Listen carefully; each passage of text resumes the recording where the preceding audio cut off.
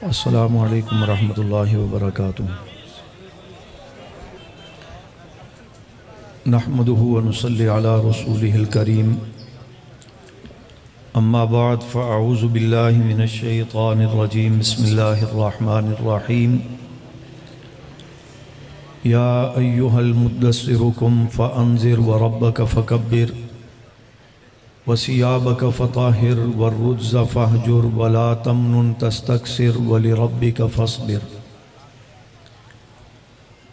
قال النبی صلی اللہ علیہ وسلم: اللہ فی اصحابی لا تتخذوہم من بعدی غرضا، فمن احبہم فبحبی احبہم ومن ابغضہم فببغضی ابغضہم، او کما قال علیہ الصلاۃ والسلام۔ صدق اللہ العظیم و صدق رسولہ النبی الکریم۔ سب حضرات روشی پڑھ لیں۔ اللہم صلی علی محمد وعلی آل محمد کما صلیت علی ابراہیم وعلی آل ابراہیم انک حمید مجید۔ اللہم بارک علی محمد وعلی آل محمد کما بارکت علی ابراہیم وعلی آل ابراہیم انک حمید مجید۔ قابل صد احترام حضرات علماء کرام، معززین علاقہ، محترم بزرگوں، میرے ہم سفر، ہم مشن ساتھیوں، کراچی کمپنی اسلام آباد کی سالانہ پیغمبر انقلاب صلی اللہ علیہ وسلم کے عنوان سے معنون اس یادگار اور اپنے قائدین کی بنیاد رکھی ہوئی کانفرنس میں کافی عرصہ کے بعد آپ سے مخاطب ہونے کا شرف حاصل کر رہا ہوں۔ اللہ پاک سے التجا ہے پروردگار عالم سچ اور حق بیان کرنے کی توفیق عطا فرمائے۔ ہم سب کو اور تمام مسلمانان عالم کو رب تعالیٰ قرآن و سنت کے مطابق زندگی بسر کرنے کی توفیق عطا فرمائے۔ جن حضرات نے اس پروگرام کا اہتمام انتظام کیا، اپنی ذیلی قیادت کی سرپرستی میں حافظ نصیر احمد صاحب، مولانا عبد الرحمن معاویہ صاحب اور دیگر رفقاء، ان کی سرپرستی میں مفتی وقار احمد صاحب، مولانا یاسر قاسمی صاحب، مولانا عبدالرزاق حیدری صاحب، بھائی عمران صاحب اور ان کے دیگر ذمہ داران سب مبارکباد کے مستحق ہیں۔ اللہ پاک ان کی محنت کو قبول فرمائے، اس پروگرام کو ہم سب کے لیے رب تعالیٰ ذریعہ ہدایت اور ذریعہ نجات بنائے۔ بیانات کچھ آپ سماعت فرما چکے ہیں، اور انشاءاللہ میرے بعد بھی برادر محترم مولانا معاویہ اعظم صاحب حافظہ اللہ کا ولولہ انگیز خطاب ہوگا۔ چند منٹ جو آپ کے سامنے حاضری کے لیے کھڑا ہوا ہوں، چند بکھری ہوئی باتیں عنوان کو سامنے رکھ کر، تقریر نہیں چونکہ میں میزبان بھی ہوں، چند بکھری ہوئی باتیں آپ کے گوش و گزار کرنا چاہوں گا۔ اس انقلابی نوعیت میں ایک اہم بات یہ ہے کہ ان ساتھیوں کی محنت سے پیغمبر انقلاب کانفرنس میں ایک انقلاب یہ دیکھنے میں آیا کہ حضرت جنگوی شہید رحمۃ اللہ علیہ کے دست راست شاعر انقلاب میری مراد طاہر جنگوی صاحب حافظہ اللہ، بڑی کوشش کی، ہم نے بڑی منت کی کہ شہدائے اسلام کانفرنس میں تشریف لے آئیں، لیکن نہ جانے وہ اتنا بڑا اجتماع اور اتنی بڑی سطح کا وہ پروگرام وہ نہیں آئے۔ ان کی خلوص کی برکت کہہ لیں یا ان کی انقلابی محنت کہہ لیں کہ یہ انقلاب ہے کہ ایک عرصے کے بعد آپ کے سٹیج پر آئے اور آپ کو کلام سنا گئے اور آپ کے ایمان کو تازہ کر گئے، تو یہ ان کی محنت کا نتیجہ ہے۔ دوسری بات، مولانا نعمان فاروقی صاحب سلمہ اللہ تعالی خوبصورت انداز میں عنوان کو سامنے رکھ کر سیرت النبی صلی اللہ علیہ وسلم کے بابرکت عنوان کو تفصیل کے ساتھ آپ کے سامنے بیان کر چکے ہیں۔ اللہ پاک ان حضرات کے علم میں، عمل میں برکتیں عطا فرمائیں، اللہ نظر بد سے بچاتے ہوئے ان کی حفاظت فرمائیں۔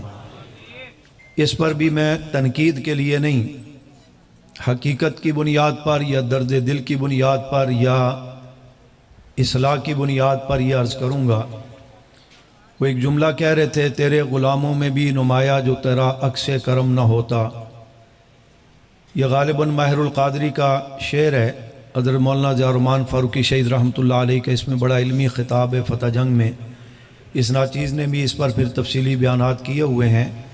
इसी जुमले को सामने रख कर ये अक्स करम जो होता है, ये अक्स करम इस नई नस्ल और इस जदीद पौध में नज़र आता है और आना चाहिए। मेरी मुराद, अभी आप मौलाना नुमान साहब का बयान सुन रहे थे तो ईमानदारी से बताना, जिन्होंने मौलाना ज़िया फ़ारूक़ी शहीद रहमतुल्लाह अलैह को ख़ास कर सामने बैठ कर के सुना या कैसेट में ही सुना, क्या आंखें बंद करके अगर आप महसूस करें तो महसूस हुआ कि फ़ारूक़ी शहीद बोल रहे हैं? सही, मेरे बात के हाँ में हाँ मिलाने के लिए नहीं, हकीकत के ऊपर बात कर रहा हूँ। महसूस हुआ ना? इसी अंदाज़ में आप सुनते हैं मौलाना सनाउल्लाह हैदरी साहब, मौलाना अब्दुल जब्बार हैदरी साहब को आंखें बंद कर लें बयान के दौरान तो यकीनन महसूस करते होंगे कि अल्लामा अली शेर हैदरी शहीद रहमतुल्लाह अलैह बोल रहे हैं। ऐसा होता है। और अभी थोड़ी देर के बाद इंशाअल्लाह आप बिरादर मोहतरम मौलाना मुआविया साहब का ख़िताब सुनेंगे। मुंह पर कहने की बात नहीं, आंखें बंद करके तसव्वुर में चले जाना, यही महसूस होगा कि आज़म तारक बोल रहा है। अक्स करम है ना, आज़म तारक बोल रहा है। और अभी ये जदीद नौजवान साहबजादा गान में जो निज़ाम चला है, अल्लाह इनको नज़र बद से बचाए। मौलाना अहमद लुधियानवी साहब दामत बरकात आलिया के बेटे मौलाना लुत्फ़ुल्लाह साहब हफिज़हुल्लाह बयान सुन रहे होंगे, आंखें बंद करना महसूस होगा। मौलाना लुधियानवी साहब ख़िताब कर रहे हैं। इस तरह चलते जाइए तो ये मेहनत है जमात की, क़यादत की, नज़रियाती, तरबियती, ये सारा निज़ाम है और ये अक्स करम है। लेकिन बड़ा अरसा हो गया इस इंतज़ार में है कि हम किसी का बयान सुने और आंखें बंद करें तो पता लगे हक नवाज जंगवी बोल रहा है।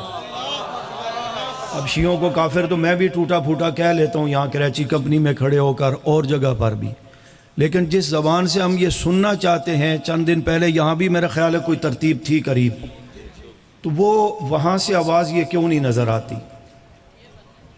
ये तनकीद नहीं है, ये इस्लाह है और एक पैगाम है।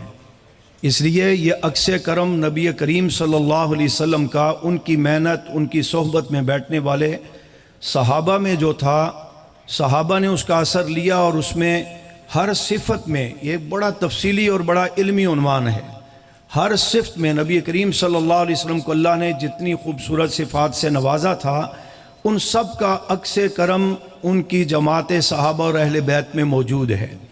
और बिला मुबालगा कुरान और सुन्नत का मुताला करें ना, बिबा चंद वाक़यात मौलाना ने सुनाए, लेकिन बिला मुबालगा ये नहीं कि बात बना करके पेश की जा रही है, बिला मुबालगा अक्स करम। हज़रत सिद्दीक़ अकबर रज़ी अल्लाह तआला की तो क्या बातें हैं कि 200 वाक़यात ऐसे मिलते हैं कि नबी करीम सल्लल्लाहु अलैहि वसल्लम हज़रत सिद्दीक़ अकबर रज़ी अल्लाह तआला में इतनी ममासलत, इतनी मुताबकत है कि देखने वाला आदमी हैरान हो जाता है कि भाई इस हद तक 2-4 चीज़ों की ममासलत तो ये आम वाशे में चलता है सिलसिला, 200 के करीब वाक़यात और उनमें मुताबकत और ममासलत, आदमी की अकल दंग रह जाती है कि इस हद तक अक्स करम हज़रत सिद्दीक़ अकबर पर नबी करीम सल्लल्लाहु अलैहि वसल्लम का।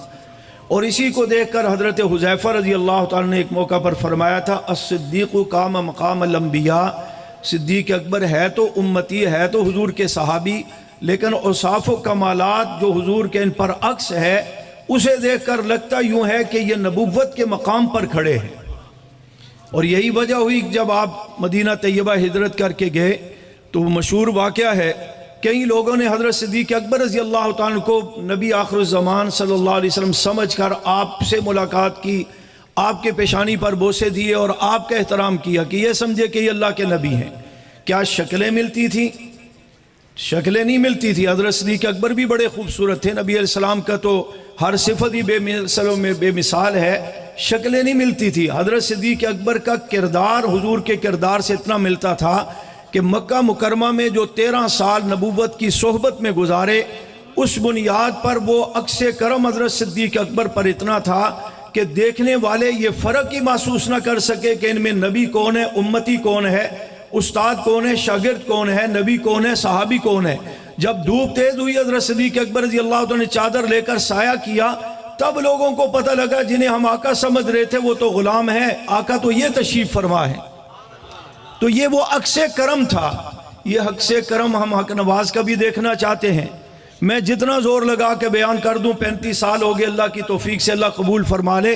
بات یہ ہے کہ اگر وہاں عکس کرم یہ نظر آ جائے تو یقیناً جو محنت ہو رہی ہے اس محنت میں مزید برکتیں ہوں گی، وسعتیں ہوں گی، فائدہ ہوگا، ٹھیک ہے نا۔ باقی منہ سے تو کہنے میں تو سارے کہہ دیتے ہیں جی مشن کی بات جو ہے نا جی، مشن کے، اور یار مشن ہے کیا یہ کوئی نہیں بتاتا۔ بھئی مشن چھوڑ گئے جی، مشن کی بات نہیں کرتے جی، بھئی مشن کو آپ بیان کریں، ہم سن لیتے ہیں، ہم بھی بیان کر لیتے ہیں، یا چلو میں بیان کرتا ہوں آپ سنیں، تھوڑی دیر بعد آپ بھی بیان کر دیں، کچھ تو کریں نا۔ ترجمہ کوئی نہیں بتاتا، بس اوپر کی بات کر دی۔ تو آج کی اس پیغمبر انقلاب کانفرنس میں یہ چیز بھی آپ کے سامنے خصوصیت کے ساتھ ہے۔ مولانا نے عنوان آپ کے سامنے رکھا، مجھے بات ذہن میں آ گئی، میں نے کہہ دی۔ یہ عکس کرم انشاءاللہ مولانا اعظم طارق شہید رحمۃ اللہ علیہ کا بھی آپ ابھی تھوڑی دیر بعد سن لیں گے۔ دیگر حضرات میں بھی اللہ ان کی زندگیوں میں برکتیں عطا فرمائے۔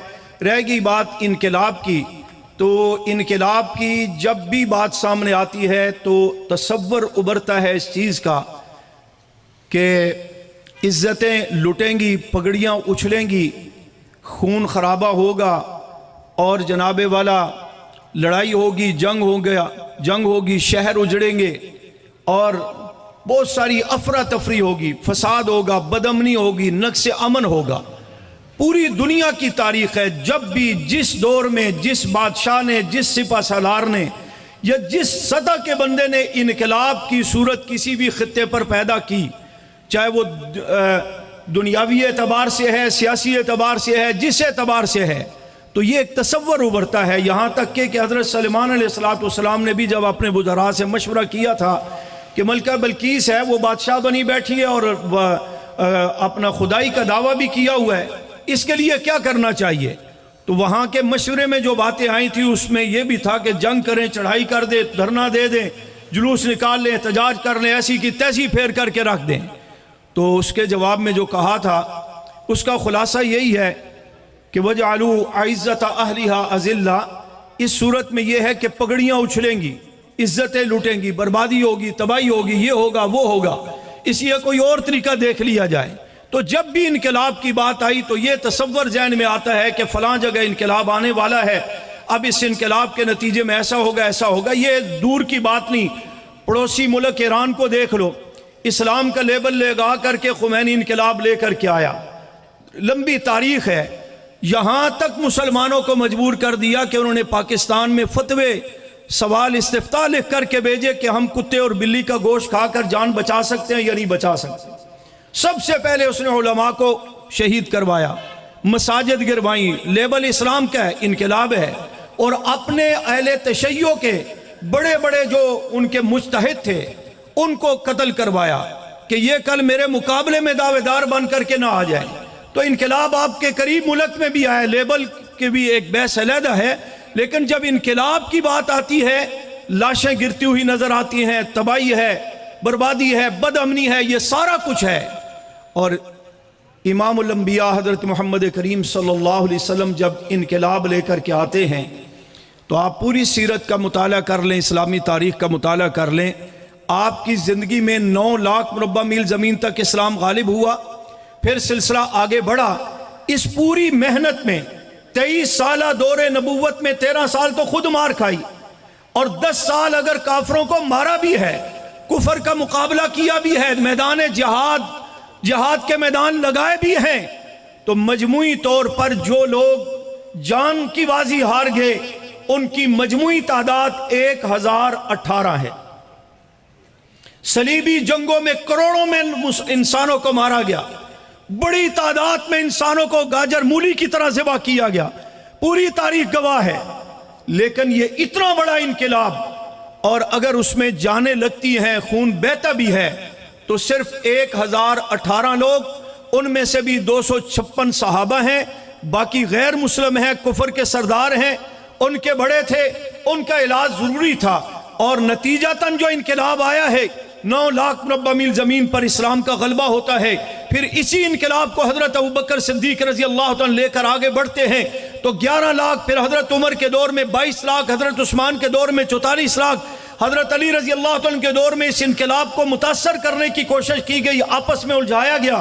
پھر سلسلہ حضرت معاویہ رضی اللہ عنہ کی انقلابی بصیرت نے اس کو اپنے کنٹرول میں لیا، تو پوری دنیا میں 64,65,000 مربع میل زمین پر اس انقلاب پیغمبر کے نتیجے میں جو اسلام نافذ ہوا، جو اسلام کو غلبہ ملا، وہاں پر انسانیت کو جینے کا طریقہ بتایا گیا، سلیقہ بتایا گیا، عورتوں کے حقوق بتائے گئے، مزدور کو اس کا حق بتایا گیا، یتیموں کو اس کا حق دیا گیا، اور اس طرح پورے خطے کے اندر، پوری دنیا کے اندر انسانیت سمیت یہاں تک کہ جانور بھی تھے تو ان کے لیے بھی جو ان کا حق بنتا تھا اس کا طریقہ سلیقہ اور اصول بتائے گئے، اور پوری دنیا میں انقلاب پیدا کر کے پیغام امن دیا، اور ایسا مثالی امن قائم کر کے دکھایا کہ آج تک دنیا اس کی مثال پیش کرنے سے قاصر ہے۔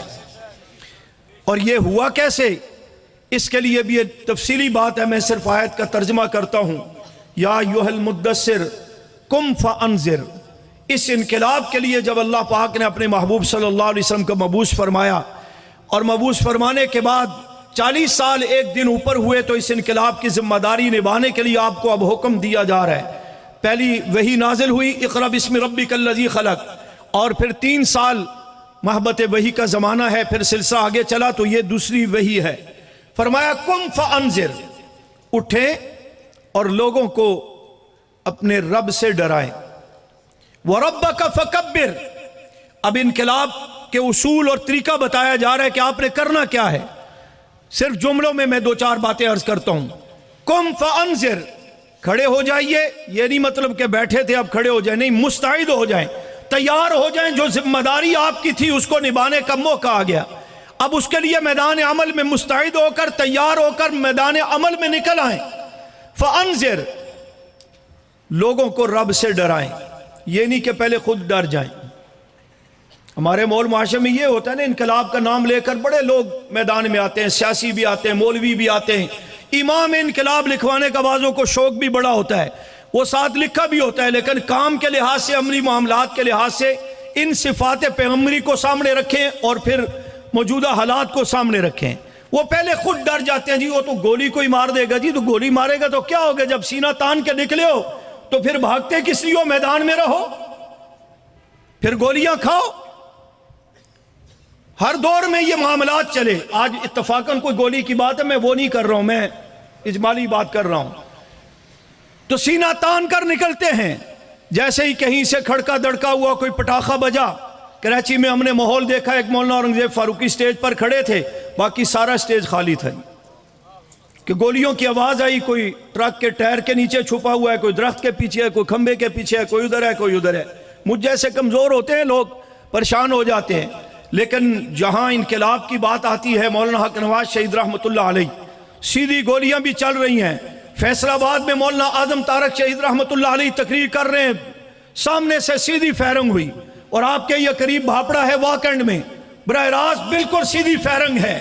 آپ کیسٹ ویڈیو میں آج بھی تقریر سن لیں، پاؤں میں یا ٹانگیں کانپنے میں کوئی لچک تو دور کی بات ہے، گفتگو کے انداز میں بھی کوئی لچک انشاءاللہ آپ کو محسوس نہیں ہوگی، ٹھیک ہے۔ اور یہ جو صاحب آ رہے ہیں نا گولیاں شولیاں کھا کر یا مارنے کے لیے، ادھر سے پتہ نہیں کیسے آ رہے ہیں، میں تو یہ چیزیں میڈیا دیکھتا ہی نہیں ہوں، ان دنوں میں کسی اپنی پریشانی میں بھی ہوں، مجھے پتہ ہی نہیں کیا ہو رہا ہے ملک کے اندر یا کیا نہیں ہو رہا، لیکن یہ جو آ رہے ہیں، یہ صاحب اسلام آباد میں بھی ایک مولوی صاحب کے ساتھ کھڑے تھے، اور مولوی صاحب کہہ رہے تھے ہم ڈرتے نہیں کسی سے، ساتھ ہی غبارہ پھٹا اور ہل کر کے رہ گئے، کلپ موجود ہے، ساتھ ہی غبارہ پھٹا ہل کر کے رہ گئے۔ ابھی انہوں نے بھی شاید وہ انگلی کٹا کر کے شہیدوں میں نام لکھوانے کے لیے یا غازی بننے کا شوق ہو گیا، اسی انہوں نے کہا بھی چلو کوئی ادھر سے فیر کر دے، ادھر سے منہ سے کچھ فیر ہم کر دیں گے۔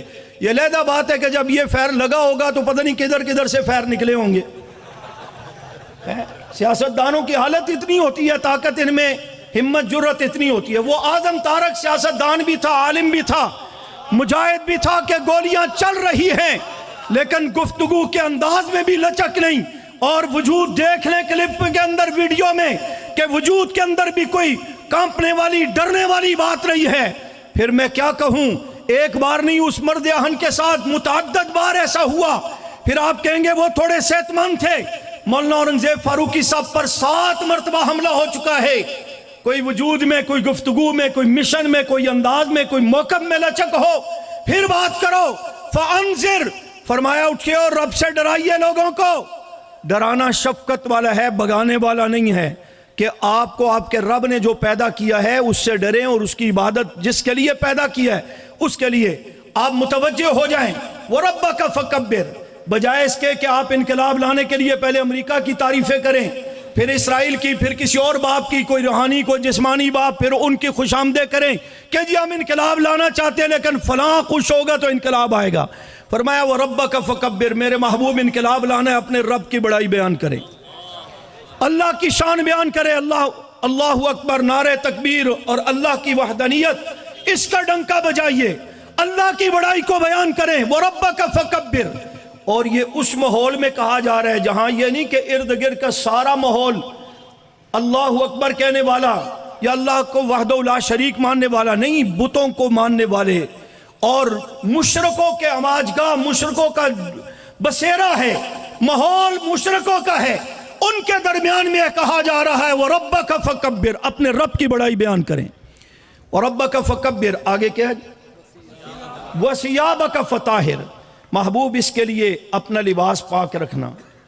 آپ کا کیا خیال ہے، حضور کا لباس پاک نہیں تھا؟ معاذ اللہ پاک تھا نا۔ مراد یہ ہے لباس پاک ہے، یہ محبوب خود اتنا پاک ہے کہ آپ کی ولادت باسعادت سے لے کر دنیا سے رحلت فرمانے تک یہ جتنا وقت گزرا، یا جہاں سے آپ کے نسل اور نسب کی گویا کہ عنوان چلتا ہے، کسی جگہ پر بھی ناپاکی کا کسی قسم کا کوئی تصور نہیں ہے۔ بات لمبی ہو جائے گی کیونکہ سیرت کو عنوان بابرکت ہے، وسیع ہے، صرف اشارہ دیتا ہوں۔ ساری کائنات کو رب نے کن کہہ کر بنایا، لیکن محبوب صلی اللہ علیہ وسلم کو بنانے کی باری آئی تو حضرت سان کے جملے بتاتے ہیں کَأَنَّكَ قَدْ خُلِقْتَ كَمَا تَشَاءُونَ، محبوب سراپِ اقدس کو دیکھ کر لگتا یوں ہے رب تعالیٰ پوچھتے کہ محبوب تو خود بتا تجھے کیسا بناؤں۔ حضور بتاتے گئے، رب تعالیٰ بناتے گئے۔ علماء نے ترتیب قرآن و سنت کی روشنی میں نشر الطیب اور دیگر تفصیلات میں موجود ہے کہ فرشتوں کا جب حکم ہوا مٹی لے کے آؤ، کہاں سے لے کر کے آئیں؟ اچ شریف سے لائیں، گولڈا شریف سے لائیں، اور اسی انداز میں گنگول شریف سے لے کے آئیں، سیون شریف سے لائیں، کہاں سے مٹی لے کے آئیں؟ محبوب اور مقصود کائنات بنانا ہے۔ مولانا غلام اللہ خان رحمۃ اللہ تعالی علیہ فرمایا کرتے تھے جس شہر کے ساتھ شریف کا لفظ لگ گیا نا، سمجھو وہاں سب سے زیادہ شرک ہوتا ہے، اور اس کو ہم نے عملاً دیکھا۔ تو میں کہا کرتا ہوں اگر ان جگہوں سے مٹی آتی تو نواز شریف بنتا، شہباز شریف بنتا، بو تیر لگتا تو مشرف بن جانا تھا۔ اللہ کہہ رہے ہیں فرشتوں ان زمینوں کی طرف کیوں دیکھتے ہو؟ یہ تو پستیوں والی ہے، میں جس محبوب کو بنانا چاہتا ہوں وہ بلندیوں والا ہے۔ یا اللہ پھر آپ حکم کریں کہاں سے مٹی لائیں؟ فرمایا جنت سے مٹی لے کر کے آؤ، جنت کی مٹی ہے۔ آقا خود فرماتے ہیں تربتھا طیبہ، پاکیزہ بھی ہے، خوشبودار بھی ہے۔ اس مٹی سے نبی کریم صلی اللہ علیہ وسلم کا وجود اقدس بنایا گیا۔ اللہ کے ہاتھ پاک، آپ کے وجود جس مٹی سے بنایا گیا وہ خمیر پاک، فرشتے لانے والے پاک۔ پھر آگے جو ترتیب بنتی ہے اس ترتیب میں میرے آقا خود فرماتے ہیں ابا عبداللہ سے لے کر آدم علیہ السلام تک 80 یا 100 پشتیں بنتی ہیں۔ فرمایا کسی جگہ پر میرے آبا اور امہات میں زنا کا تصور نہیں، کلنا نکاح، ہر جگہ پر نکاح کی ترتیب ہے، نسل در نسل، نسب در نسب سلسلہ آگے بڑھا، اور چلتے چلتے عبداللہ اور آمنہ کا نکاح ہوتا ہے 22 اپریل 571 عیسوی 628 بکرمی، یکم جیٹھ عیسائیوں کے اسٹر کے 23 دن بعد، یہودیوں کے عید الفصح کے 25 دن بعد، واقع فیل کے 50 یا 55 دن بعد، 9 ربیع الاول کو پیر کے دن صبح کے وقت مکہ مکرمہ میں حضرت آمنہ کی گود میں 4:16 پر محمد کریم صلی اللہ علیہ وسلم کی ولادت بسعادت ہوتی ہے۔ جب آپ کی ولادت ہوئی بچہ پیدا ہوتا ہے، ظاہری طور پر خون ہے، نجاست ہے، بدبو ہے۔ آقا فرماتے ہیں انما ولدت مطہرا، جب میں اماں آمنہ کے بطن سے باہر آیا تو ظاہری طور پر بھی میں پاک تھا، اور اسی انداز میں ختنے کرانے پڑتے ہیں۔ فرمایا انما ولدت مختونا، مجھے مختون شدہ پیدا کیا گیا۔ اور پھر جس مکہ مکرمہ میں آپ کی ولادت بسعادت ہوئی، اس مکہ مکرمہ جو آپ کی جائے ولادت ہے، آپ کی محنت کے نتیجے میں اللہ نے پھر اسے بھی پاک کرتے ہوئے فرما دیا انما المشرکون نجس فلا یقربوا المسجد الحرام بعد عامہم ھذا، اسے بھی پاک کر دیا۔ ہجرت کر کے مدینہ طیبہ تشریف لے گئے۔ مدینہ طیبہ کو پہلے یثرب کہا جاتا تھا، جہاں پانی جو ہے وہ کھڑے کھڑے خراب ہو جائے، چھپڑ بن جائے، بدبو ہوتی ہے۔ اب اسے یثرب کہنا منع ہے، مکروہ ہے، ناجائز ہے۔ اس کا نام مدینہ ہے، طیبہ ہے، طاہرہ ہے، مطہرہ ہے، منزہ ہے۔ کیوں؟ میرے آقا صلی اللہ علیہ وسلم کے قدم اس مبارک جگہ پر لگ گئے۔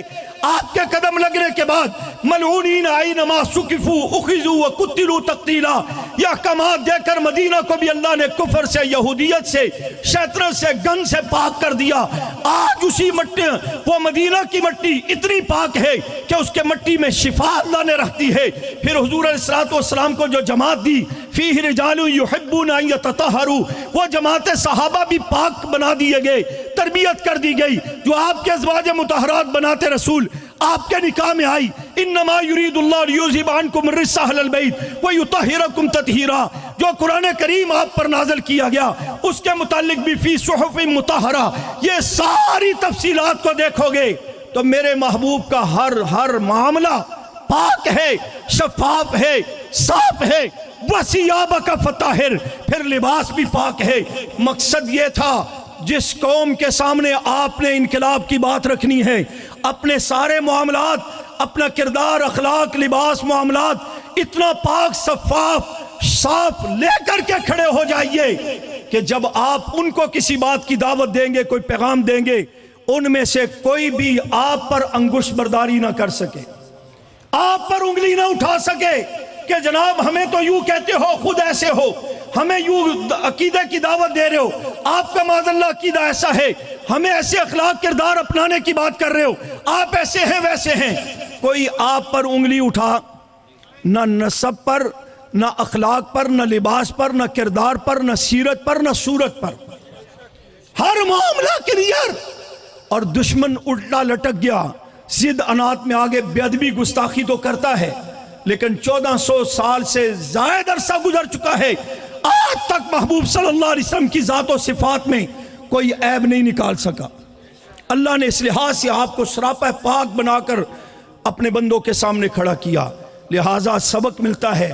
اگر انقلاب لانا چاہتے ہو، چاہے حکمران ہوں، چاہے علماء ہوں، چاہے مذہبی لوگ ہوں، سیاسی لوگ ہوں، دنیا دار ہوں، کوئی جائز انقلاب لانا چاہتے ہیں، اس کے لیے پہلے اپنا کردار پیش کرو، اپنے آپ کو پیش کرو۔ وہ مقام تو بہت بڑا ہے، اس کے بعد صحابہ اہل بیت ہیں، وہ بھی بہت بڑے ہیں، اس کے بعد میرے اکابر نے جس دور میں بھی انقلاب کی تحریک پیش کی ہے، انہوں نے پہلے اپنا کردار پیش کیا ہے۔ ایسے نہیں کہ اعظم طارق جیل میں ہوتے ہوئے بھی MNA بن جایا کرتے تھے، ایسے نہیں حق نواز جنگوی رحمت اللہ علیہ ایک چھوٹی سی مسجد کا امام خطیب ہو کر، ایک مختصر قدامت جسامت کا مالک ہو کر ایک ایسی آواز اٹھائی کہ جسے پوری دنیا کی سنیت کو بیدار کر کے رکھ دیا۔ بلا مبالغہ کہا جا سکتا ہے امام سنی انقلاب مولانا حق نواز جنگوی شہید رحمت اللہ علیہ۔ انقلاب پیش کرنا ہے، اپنا کردار پہلے درست کرو۔ ابھی بھی یہ جو یہاں اسلام آباد میں بیٹھے ہیں ان کے لیے بھی کہتا ہوں، اور وہ جو GT روڈ پر مارے مارے پھر رہے، ہانکتا کامتا ہوا بیچارہ آ رہا ہے، پتہ نہیں اس کے کیا مقاصد ہیں، اسے بھی کہنا چاہتا ہوں تمہیں تو موقع دیا گیا تھا، تم نے کیا کیا؟ ملک کے لیے کیا کیا؟ اسلام کے لیے کیا کیا؟ دین نام آپ نے ریاست مدینہ کا لیا اور ہر وہ حرکت کی جو ریاست مدینہ کے اصولوں کے خلاف تھی۔ نبی کریم صلی اللہ علیہ وسلم، صحابہ کرام اہل بیت الزام نے یوں تو ریاست مدینہ کو قائم نہیں کیا۔ میں نے اس دور میں بھی کہا تھا، میں ابھی بھی اشارہ دینا چاہتا ہوں، وہ ریاست مدینہ کا نام لے کر کے انقلاب اور تبدیلی کی بات کرتا رہا، کہیں ایسا تو نہیں تھا ہم اس کو ریاست مدینہ سے مراد نبی کریم صلی اللہ علیہ وسلم، صحابہ کرام اہل بیت الزام کے دور کی ریاست مدینہ سمجھ رہے ہیں اور وہ یہودیوں کے دور کی ریاست مدینہ پیش کر رہا ہو؟ ایسے تو نہیں ایک مولوی صاحب نے، ویسے تو درست بات بڑے کم ہی کیا کرتے ہیں، لیکن یہ بات ان کی مناسب مجھے لگی کہ یہودیوں کا ایجنٹ ہے۔ تو میں نے نوٹ بھی کیا کافی سارے اس چیز پہ معلومات بھی کی ہیں. یہ علیحدہ بات ہے کہ مولوی صاحب نے مولانا صاحب نے اس یہودیوں کے ایجنٹ کو اقتدار سے ہٹا کر عیسائیوں کے ایجنٹوں کو ہمارے اوپر مسلط کر دیا. بھئی یہ آنے والے کون سے مسلمانوں کے ایجنٹ ہیں؟ یا ان کا کون سا صحابہ اہل بیت کی محبت کے لیے کوئی جذبے ہیں کہ ہم کہیں جی چلو جی وہ بڑا یہ تھا وہ تھا، یہ آئے ہیں جی بڑے اچھے ہیں. چھوڑو، آپ کم از کم ملک کے لیے عوام کے لیے تو کچھ اچھا کر لو. اس کی کسی کو فکر نہیں ہے، اپنی بس الو سیدھا کرنے کے لیے کہ میں حکمران بن جاؤں، میں بادشاہ بن جاؤں، میرے پاس اقتدار آ جائے، میرے پاس فلاں آ جائے. اور ہم بھی بڑے سادہ ہیں. 5 سال مار کھانے کے بعد، دھکے مکے کھانے کے بعد، مہنگائی برداشت کرنے کے بعد پھر الیکشن آتا ہے، پھر انہی کے پیچھے چل پڑتے ہیں، پھر انہی کے جھنڈے اٹھائے ہوتے ہیں، کوئی ایک کے پیچھے کوئی دوسرے کے پیچھے. میں کہیں کوئی پوسٹ پڑھ رہا تھا کہ ساتھی نے پڑھائی مجھے، اسکندر اعظم کے متعلق لکھا تھا جب اس نے یونان فتح کیا تو بڑی ٹور کے ساتھ چلتا ہوا آ رہا تھا تو ایک غریب آدمی کسی درخت کے نیچے سویا ہوا تھا، اس کو لات مار کر کے اٹھایا، اوے اٹھ، تجھے پتہ ہے میں نے یونان فتح کر لیا اور میں یونان کا بادشاہ بن گیا ہوں. غریب آدمی تھا، اٹھ کے بیٹھا، آنکھیں ملتے ہوئے بیٹھ کر کے کہنے لگا، اس کی طرف دیکھا، انہوں نے کہا بادشاہت کرنا انسانوں کا کام ہے، لات مارنا گدھے کا کام ہے. بھئی یونان والوں کو کوئی انسان نہیں ملا تھا، تجھ گدھے کو جناب بادشاہ بنا دیا. اس لیے کہ انسانوں کا کام تو بادشاہت کرنا ہے نا، لاتے مارنا تو گدھے کا کام ہے. وہ لکھنے والا آگے لکھتا ہے، کہنے کا مقصد یہ ہے، خیال کرنا ان گدھوں سے تو بار بار واسطہ پڑتا رہا ہے، پھر کسی گدھے کو مسلط نہ کر لینا ورنہ 5 سال پھر لاتے کھاؤ گے. لیکن ماحول وہی بنتا جا رہا ہے. وہ کچھ تھے تو یہ تو پہلے کے آزمائے ہوئے نا، ظالم بھی ہیں، قاتل بھی ہیں، اور کیا کچھ کہا جائے کہ وہ نہیں ہے. پھر ان کو جناب ہم سر پہ چڑھائیں، پھر الیکشن آئے، پھر ان کے پیچھے چل پڑیں. انقلاب کے لیے کم از کم جو آپ کے سامنے کھڑا ہو اسے کہو یار کوئی کردار تو پیش کر. چلو صحابہ اہل بیت اور پیغمبر علیہ السلام دور کی بڑی باتیں ہیں، اکابر کے دور کی بڑی باتیں ہیں، کوئی اسار القاسمی ہی پیش کر دو، کوئی اعظم طارق کی پیش کر دو، کوئی شعیب ندیم ہی پیش کر دو، کوئی اسی انداز میں خلیفہ عبدالقیوم صاحب جیسا ہی پیش کر دو، کوئی مفتی محمود صاحب جیسا پیش کر دو، کوئی غلام غوث ہزاروی صاحب جیسا پیش کر دو، راول پنڈی والے مولانا عبدالحکیم مرحوم جیسا کوئی پیش کر دو. اور کوئی جھلک تو دکھاؤ کہ ہمیں پتہ لگے تم جو انقلاب الیکشن لڑ کے سیاست کے انداز میں لانا چاہتے ہو، کوئی اکابر کی جھلک، کوئی دین کی جھلک، کوئی کردار تو دکھاؤ جو قادیانیت کی آنکھوں میں آنکھیں ڈال کر، جو امریکیت کی آنکھوں میں آنکھیں ڈال کر، جو عیسائیت کی آنکھوں میں آنکھیں ڈال کر، جو رافضیت کی آنکھوں میں آنکھیں ڈال کر، جو یہودیت کی آنکھوں میں آنکھیں ڈال کر کے اسمبلی میں کھڑے ہو کر کے بھی بتائے. ہم مسجد کے محراب ہو، منبر پر کھڑے ہوں تب بھی، اسمبلی کی کرسی پر بیٹھے یا اعظم طارق کی طرح ٹیبل پر کھڑے ہو کر کے ہم بات جب بھی کریں گے کفر کے آنکھوں میں آنکھیں ڈال کر کے کریں گے. ہماری بات جب بھی ہوگی اس قیمت پر ہوگی کہ پہلے اللہ اور اس کے رسول کا نظام یہاں نافذ کرو، خلافت راستہ کا نظام نافذ کرو. ہم بات جب بھی کریں گے اس بنیاد پر ہوگی، اس ملک کے اندر سب سے پہلے محمد کریم صلی اللہ علیہ وسلم کی ناموس، آپ کی ختم نبوت، صحابہ بیت کی ناموس کا تحفظ ہوگا، اس کا قانون بنے گا. پھونکنے والی زبانیں رکے گی، تبرنے والی زبانیں رکے گی. اس بنیاد پر ہم انقلاب کی بات کر رہے ہیں، اسی بنیاد پر ہم سیاست میں کرنا چاہ رہے ہیں، اسی بنیاد پر ہم اقتدار میں آئے ہیں، اسی بنیاد پر اسی حق کو لینے کے لیے اسمبلی میں آئے ہیں. اور کوئی کردار تو دکھاؤ ابراہیم قاسمی صاحب جیسا، کوئی کردار تو دکھاؤ مولوی اعظم جیسا، کوئی کردار تو پیش کرو کہ جو اس کا اپنا دامن صاف ہو اور وہ سیاست کے میدان میں آ کر انقلاب کی باتیں کرے. تو کم از کم کوئی تو پتہ لگے گا انسان کا بچہ ہے، کسی جرأت مند شخص کا بیٹا ہے، اس سے توقع رکھی جا سکتی ہے. تم جیسے بدبختوں سے توقع رکھیں کہ تم ملک کی تقدیر بدلو گے، تم انقلاب لاؤ گے، تم بہتری پیدا کرو گے، تم قوم کے مسائل حل کرو گے، تم انسانیت کے حقوق کو ان کے حوالے کرو گے. تم جیسے بدبختوں کی حالت یہ ہے کہ جن کا اپنا کردار جو ہے اس کی کوئی حیثیت نہیں، نہ بنیاد کا پتہ، نہ نسب کا پتہ، نہ نسل کا پتہ، نہ پروگرام کا پتہ، نہ مستقبل کا پتہ، نہ ماضی کا کوئی حال ہے. نہ منظر کا پتہ ہے، جو اشارے اوپر سے ملتے ہیں انہی اشاروں پر ناچتے ہوئے ایک اقتدار میں آ جاتا ہے، دوسرا روڈ پر آ جاتا ہے، پھر وہ روڈ پر آتا ہے، وہ اقتدار میں چلا جاتا ہے۔ یہ کھیل تماشا بنا کر کے قوم کو بیوقوف بنا رہے ہو۔ قوم کو بھی چاہیے غیرت کا مظاہرہ کر کے ان سارے گدوں سے اپنی جان چھڑوائیں، نہیں تو پھر لاتیں کھانی پڑیں گی، نہیں تو پھر مار کھانی پڑے گی۔